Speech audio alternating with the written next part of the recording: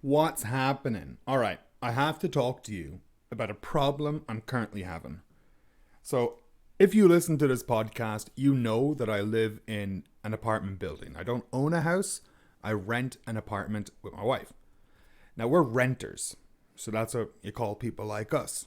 We're not home owners. We would love to be homeowners, but right now the market is just absolutely crazy and it is impossible to get on the home ownership ladder. Because of that, we live in a shared building. Now, in Canada, there's a couple of different ways to rent. You can rent a room in a private residence, you can rent a house. We rent an apartment in an apartment building that is owned by one person. Compared to one of our friends who rents an apartment in an apartment building that is owned by an individual, a private individual. And in his building, every apartment is privately owned. In our building, every apartment is not privately owned. All the apartments are owned by one company, and the company rents out the apartments to different individuals. So that means everybody in our building is a renter. Compared to my friend, where not everyone in his building is a renter. Some people actually own and live in the apartment. Now, because everyone in our building is a renter, that means there is a high turnover of tenants. Tenant is the name you give to a person who lives in a location. So there are, I don't know how many apartments in our building, but I would say my wife and I have been here not the longest. I know there's a couple of other people that have been here longer than us, but we've lived in this apartment for, oh my God, for like 7 or 8 years now, which is just wild to think about. So the reason I'm telling you that is we have new neighbors. But this is such a strange thing. Our neighbors are like ships in the night. Isn't that a beautiful idiom? Ships in the night. And what I mean by that is this describes people who live near each other but have little or no interaction with each other. So in our building, there's not a huge community, you know? We had some friends that live in the building, but they have since moved out and moved on. And honestly, it left a bit of a bitter taste in my mouth because as soon as we became friends with somebody, they would move out and move town or something. So in the last couple of years, we haven't really tried to get to know our neighbours. Because of that, we're like ships that pass in the night. I love that idiom so much. Like ships that pass in the night.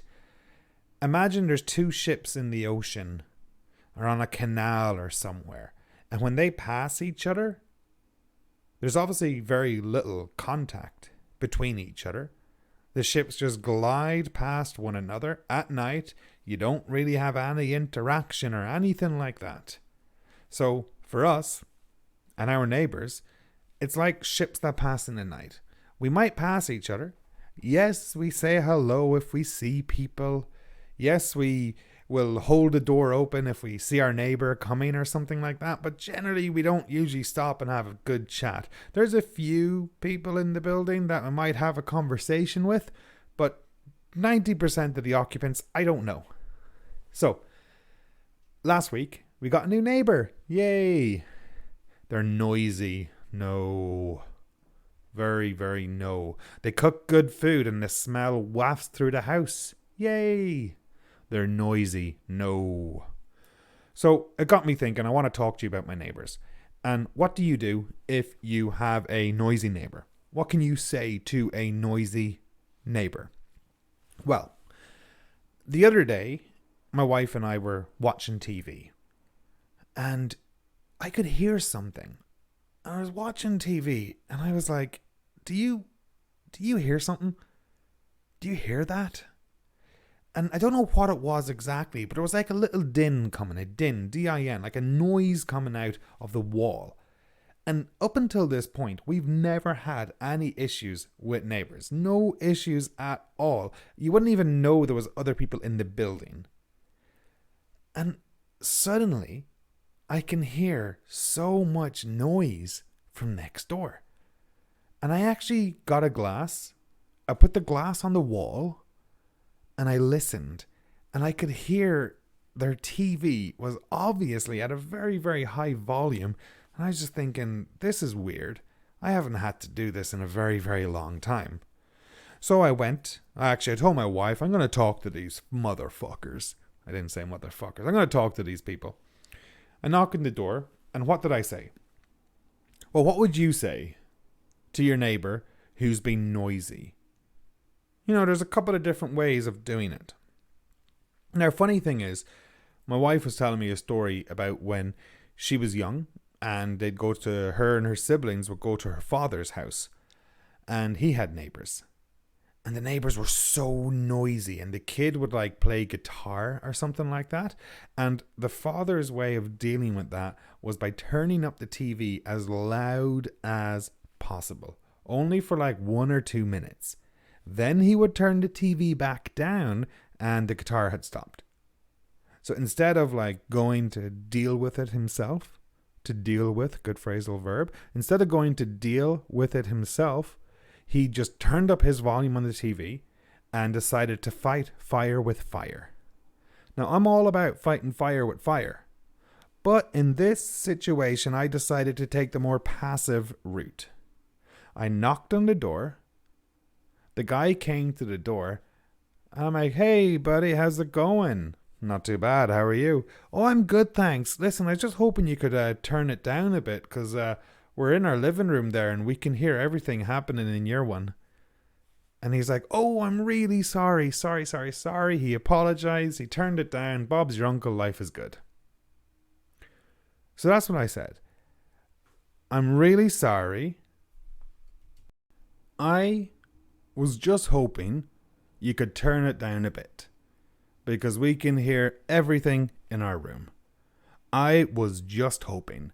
That is a beautiful phrase that we use when we want to request something in a very polite way. I was just hoping that, or if you could turn down the music because blah, blah, blah. So that's one phrase or one way of asking a person to turn down music or asking your neighbor for a request. I do recall now that I'm talking about it. All right, so like I said, we've lived in this building for 7 or 8 years. We used to live on the second floor. Now we're on the third floor, which is the top floor in this building. When we lived on the second floor, we actually did have a little bit of an issue with our neighbors upstairs because they'd be walking around their house, and honestly, it sounded like they were marching around their house, not walking around their house. And because they lived right above us, we were able to hear everything. And sometimes we'd be chilling or eating dinner and there was a huge thud, a huge bang on our ceiling because they were doing something weird upstairs. I don't think they were banging, but they were doing something upstairs. So in that situation, the first time I went up and I was like, hey, I was just hoping you guys could keep it down. We can hear a lot of noise. We can hear a lot of banging on the floor. Please don't do gymnastics in your house, for example. But it kept happening. And it got to the point where I actually did get a little bit angry one day. And I went up and I banged on the door and I was like, listen, I don't know what you guys are doing, but you need to stop. Because it is way too loud right now. And I do not want to get the building manager involved, but unless this stops, I'm going to have to. Listen, I don't know what you're doing, but it needs to stop. I'm asking you again to please keep it down. I do not want to get the building manager involved. I do not want to involve the building manager. However, if you keep it up, I'll have to.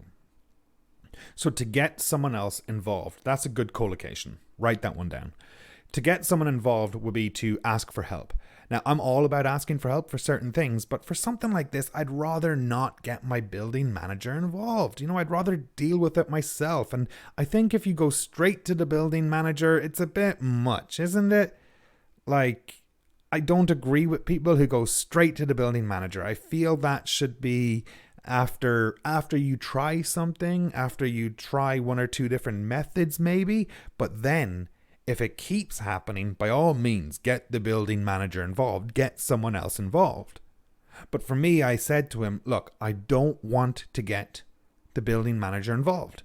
However, if you keep it up, if you keep banging, if you keep jumping on your floor at 2 o'clock in the morning, you're damn right I'm going to get the building manager involved. Now, thankfully, that couple did not actually stay in our building for very long. I don't know what they were doing. They were not good tenants, apparently, and they might have been kicked out. I don't know. Either way, wasn't an issue. Isn't an issue. So there's a few different ways of talking to your neighbors and asking them to be quiet. And I think that's a very important skill for you to have in English. Like a very, very, very important skill. Excuse me. I was just hoping you could keep it down. I was just wondering if you wouldn't mind turning down the volume on your TV because we can hear everything. Absolutely everything. You could also say, I was wondering if you would please turn it down. So in the previous example, I was wondering if you wouldn't mind. It's a weird way of saying it, but I was wondering if you wouldn't mind turning down the television because I can hear everything. I was wondering if you would please turn down your television because we can hear everything. I'm sorry. Would you mind turning down your TV? It's incredibly loud and we can hear everything in our apartment. Sorry to be a bother. There's another one. Look, I don't want to be a problem. I don't want to be a bother. I don't want to be a bother on you, but I was just hoping that you could turn down the TV, please. Unfortunately, we're able to hear everything going on in your apartment. Now, the neighbor was very nice. Absolute gentleman. We had a little bit of a chat. He's new here and he had no problem. He turned it down. So that was really, really nice. All's well that ends well. So those are the phrases that you can use to ask your neighbor to be quiet. Now, you could also go by my father-in-law's method of just turning up the TV as loud as possible and hoping they get the message in a very passive-aggressive way. Another thing that people have done in the past, and I do not agree with this by any means, but it does actually work, is to just bang on the wall. Have you ever done that? Is that something you've experienced? So you might be watching TV and then suddenly you hear bang, bang, bang, bang, bang on the wall. That shit's annoying. That shit's crazy. That is like next level. I don't even know if I'd call it passive aggressive. That's pretty aggressive. And what I mean by banging on the wall is you get your fist and you hit the wall as loud as you can, and the people next door can obviously hear it incredibly loud, and it really does get people's attention. I do recall I lived in a house in college. I shared a house in college with some friends and one stranger, and this stranger was bad news. This stranger was real bad news. So in Ireland, when you go to university or go to college outside of your hometown, you rent. And you can either rent like student accommodation. The college I went to didn't have student accommodation, so I rented a private house with some friends, and that was great. The thing was, there was 3 of us, and it was 4 beds in the house. And so the landlord rented the house out to a stranger, a complete stranger. I don't know what he was thinking. Anyways, this stranger comes into the house, and immediately we got bad vibes. We got real bad vibes from this chick. It was a girl. And something was off about her. She was like really aggressive, nasty, mean. Very mean, like a bully almost. Hardly saw her, but definitely heard her. And it was like the tenant from hell. Did not want to have her in our house. I remember one time myself and my buddies were in the living room watching TV on like a Tuesday or a Wednesday night. It was like 8 p.m., so it's not even late. And the TV was not up loud. It wasn't on a high volume.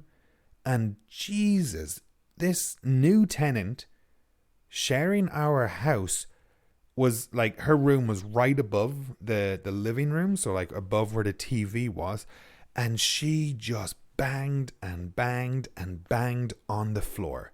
She didn't come down and ask us to turn it down.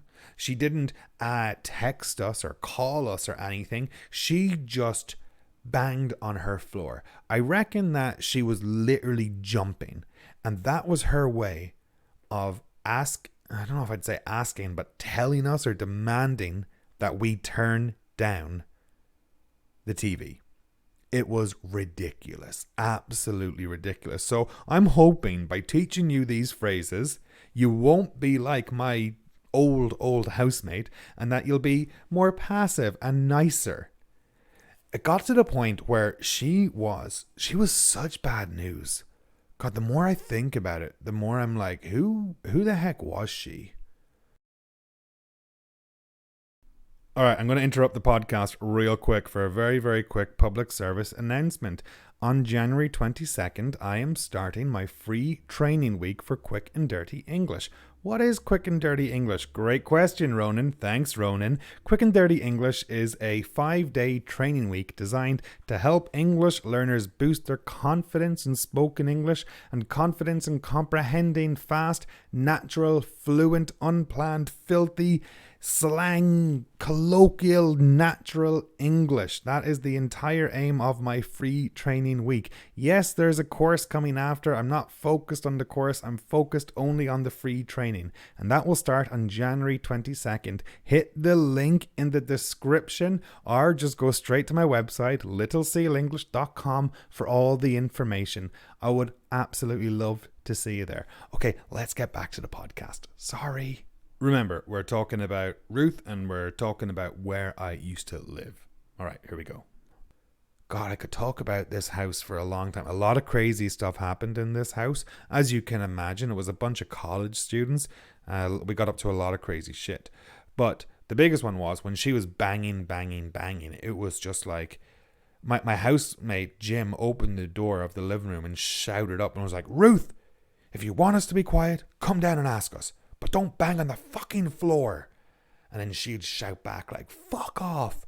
And so we had to call the landlord. Long story short, we got her kicked out of the house because she was bad news. And she was always bringing home strangers and stuff, which we didn't like because, you know, we're college students living in a house and we have laptops and stuff. And the last thing we want are strangers walking around our rental. So yeah, that was a weird one.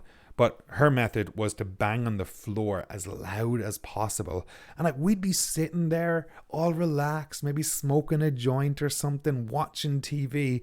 And then boom, boom, boom. She'd be banging, absolutely banging on her floor, telling us to be quiet. Oh. So, Ruth, if you're listening to this podcast, which you probably are not, but if you are listening to this podcast, please use the following phrases to ensure or to ask your neighbors to be quiet. I was just hoping you would turn down the TV. I was just wondering if you would turn down the TV. I was wondering if you wouldn't mind turning down the TV. Hey, I'm sorry guys, would you mind turning down the TV? I'm trying to sleep right now and it's a little bit loud. Those are just 4 very simple ways of asking someone to turn down the noise or your neighbor, for example. All right, so that's it, I think. I think that's it for this podcast. What do you think? Is that enough? Have we covered enough in this one here? I mean, I started off with the idiom like ships that pass in the night. So describing people who live near each other but have little or no interaction with each other. You literally pass each other. Now, I'm not entirely like that. I do say hello to my neighbors and stuff like that. In fact, just a note on that idiom there, like ships passing in the night.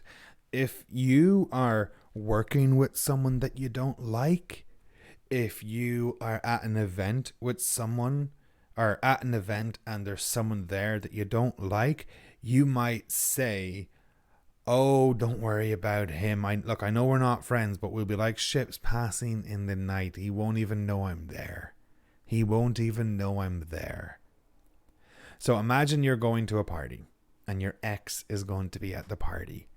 And you're thinking, "God, I do not want to have to talk to my ex." And your friend says, "Hey, Ronan, look, are you going to be okay at this party? Because, your ex is going to be there." I'd be like, "Look, don't worry about it, man. We'll be like ships passing in the night. We won't even talk to each other. She won't even know I'm there." So a good idiom, not just for like neighbors or not just for people who you live in the same building with, but if there's someone who you don't want to talk to, if there's someone that you're not friendly with, you might be like ships passing in the night. If someone is worried about you being in the same room as another person, or you being in the same vicinity as another person, you could say, "Look, don't worry about it. We'll be like ships passing in the night. We'll just ignore each other. We'll be civil. We're not going to talk to each other. We'll be like ships passing in the night."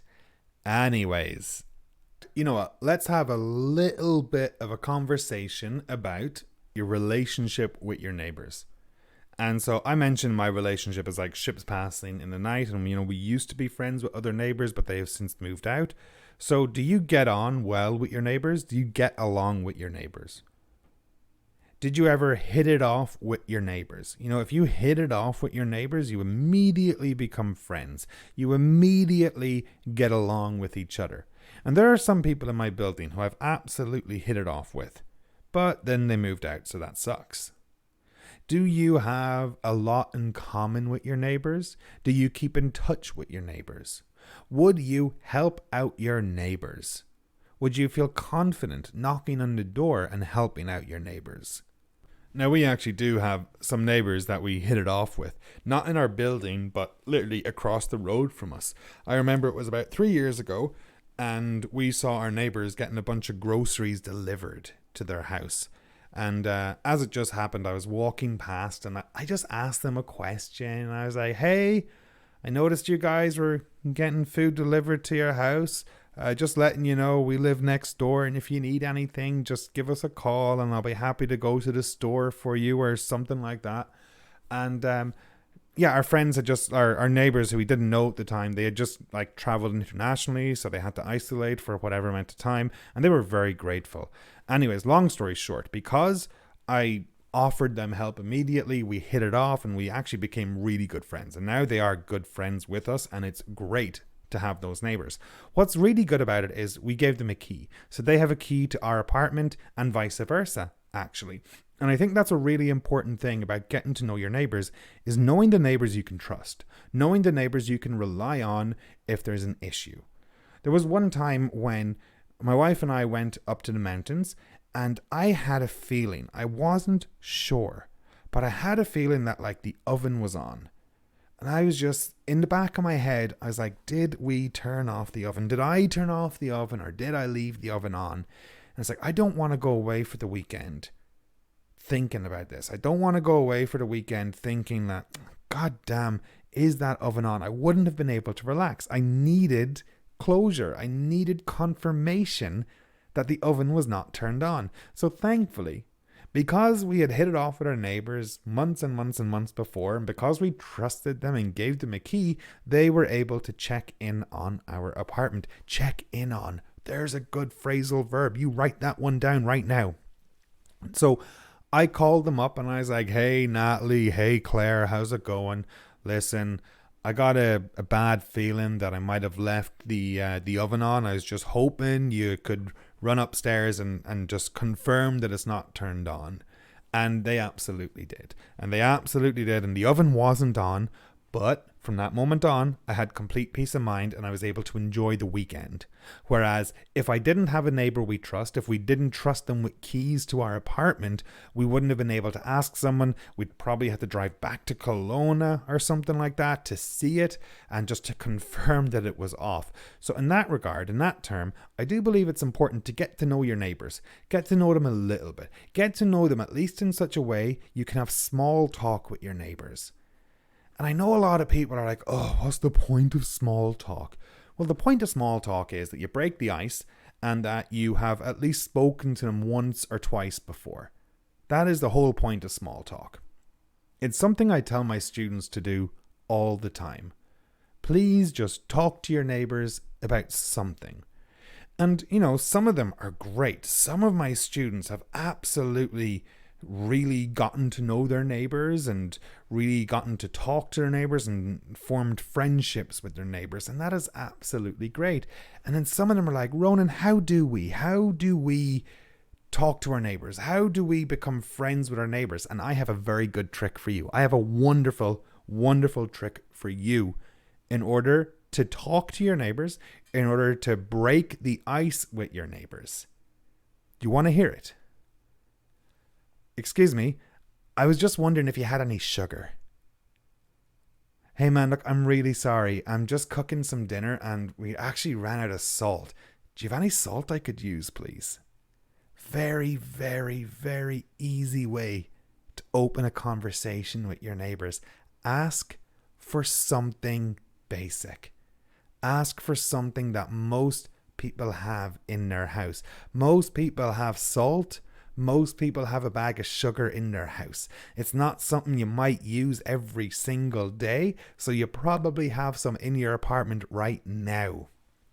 And so I always tell my students, don't be afraid to ask your neighbours for salt. Even if you don't need it, even if you're not actually cooking or something, just do it. I always find this interesting because when I grew up, it was common for me to go to my neighbours and ask for something. My mother would be cooking dinner or something like that. And she's like, oh, feck, I forgot something. Run next door and ask them for butter. Ask them for an onion or something. Obviously we got it back for them. But it's just something that people don't do these days. I was talking to some of my students from Colombia and they said the same thing. And in Colombia, there was a more sense of community compared to where they are now in Canada. And I don't know if that's a Canadian thing or just because, they're immigrants and they might be more hesitant to talk. Maybe they live in a building like me where the neighbours are always changing. But I told them, listen, you want to talk to your neighbours, ask them for sugar, ask them for salt. Don't be afraid to knock on the door and be like, excuse me, man, look, I'm cooking dinner. Don't have any salt. Would you mind helping me out? So there's a really, really, really good tip for you on how to talk to your neighbour, how to open a conversation with your neighbour. All right. Well, I guess that's actually it for today. I can't really think of anything else to talk about with my neighbours. Last week I taught you some idioms about the devil, for instance, and this week we're talking about neighbours. Completely unrelated, I swear. Haven't had any issues with my neighbour since I asked him politely to keep it down. So yeah, go back, listen to this podcast, listen to those phrases. There was some phrasal verbs, some idioms in there as well. You know how it is, just a bit of random English. Anyways, next week, folks, I'm starting my quick and dirty English free training. It is a language course designed for people who are interested in learning real English. I'm not talking like formal grammar lessons. I'm not talking formal pronunciation lessons or anything like that. I'm talking about helping you understand real fast, natural, fluent English. So if you're ever in a conversation with someone, or if you're ever afraid to engage in a conversation with high level native speakers of English or anything like that, this course is absolutely for you. If you want to learn some tricks for better understanding people, if you want to get exposed to real English in use, this free training week is for you. And it starts on January 22nd. So please, if you are interested, if it sounds like something you're interested in, go to my website, There's a link in the description so you can find all the information out about it there. And I really hope to see you there. As you all know, folks, my name is Ronan. This is the Little Seal English Podcast. I hope you don't have any issues with your neighbours, but if you do, now you can absolutely talk to them in a very polite way. Just please do not do what my father-in-law does, or do not do what my old housemate Ruth did and just bang on the wall or turn your TV up. Deal with it like an adult and hope you don't need to get the building manager or the landlord involved. My name is Ronan. Peace out. Thank you all for being here. Bye.